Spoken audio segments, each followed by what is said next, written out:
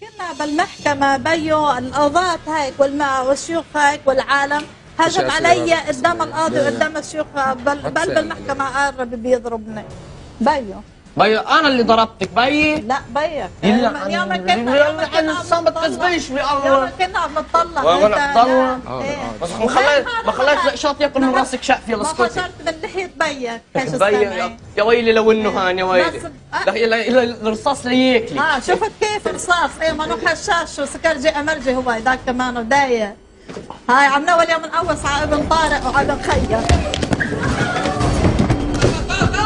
زعل ولا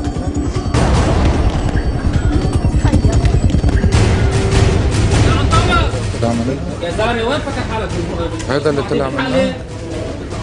وقضى ربك ألا تعبدوا إلا إياه وبالوالدين إحسانا إما يبلغن عندك الكبر أحدهما أو كلاهما فلا تقل لهما أف ولا تنهرهما وقل لهما قولا كريما واخفض لهما جناح الذل من الرحمة وقل رب ارحمهما كما ربياني صغيرا.